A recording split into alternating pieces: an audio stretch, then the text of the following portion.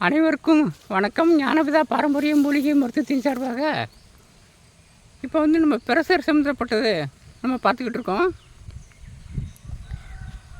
முன்னால் நாங்கள் சின்ன பிள்ளையாக இருக்கும்போதெல்லாம் கிராமம், அது இப்பயும் உண்டு கிராமங்களில், அதாவது உடனே கிருன்னு வருது அப்படின்றவாங்க, அப்படியே மயக்கம் போட்டு விழுந்த மாதிரி விழுந்துருவாங்க.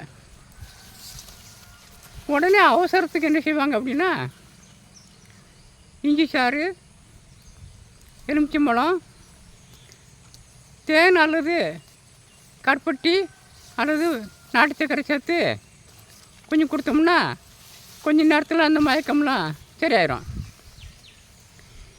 இவங்களுக்கு அடிக்கொருக்கா இந்த பிரச்சனை வந்துக்கிட்டு இருக்கு அப்படின்னா அதுக்கு தீர்வு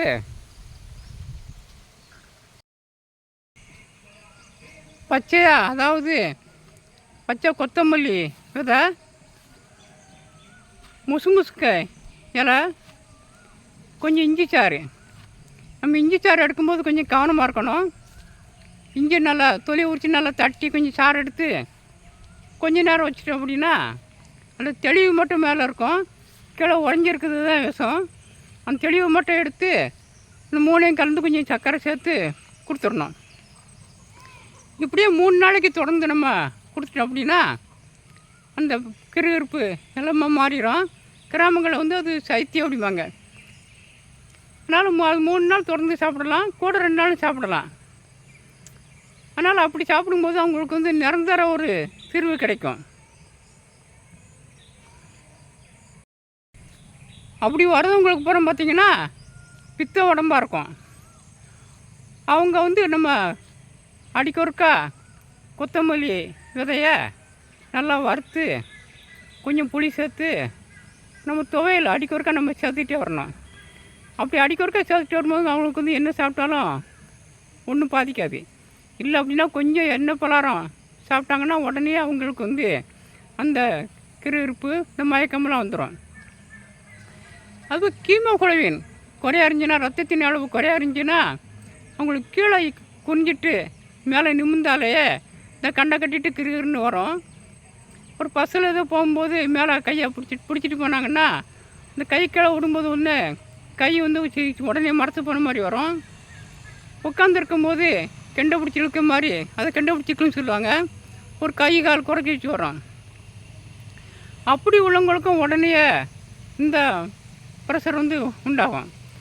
அவங்களுக்கு ரத்தத்தை கூட்டக்கூடிய அளவுக்கு நமக்கு அதிகமான மாற்றிக்கு 2 பாயிண்ட் கொடுத்த அளவுக்கு வயசுந்துடும். நம்ம டானிக்கு போடுதோம். மாதுளை, திராட்சை, நெல்லிக்காய், கரிசலாங்கண்ணி சாறு சேர்ந்து நம்ம டானிக்கும் போட்டிருக்கோம், அதில் தீநீர் இறக்கியிருக்கோம். அதை சாப்பிடும்போது மாற்றிக்கு 2 பாயிண்ட் கூடும். இது போக நம்ம ரொம்ப பாதித்து இரத்த குழாய் வெடிச்சிருக்கோம், அல்லது அப்படின்னா மூளையில் ரத்தம் உடஞ்சி கட்டி ஆயிடுச்சு அப்படின்னா, கை கால் வரல அப்படின்னா நம்ம கை காலுக்கு கீழே எண்ணெய் தேய்ச்சி பிரயோஜனம் இல்லை. அந்த மூளையில் உள்ள கட்டி கரையுதுக்கும் இல்லைன்னா அந்த பிளவுபட்டு அந்த ரத்த உறைவை சரி பண்ணதுக்கும் நம்ம மருந்து மேலே போடணும். அதுக்கு நம்ம பல வீடியோவிலையும் காட்டியிருக்கோம், நம்ம மூலிகை வகுப்புலையும் காட்டியிருக்கோம்.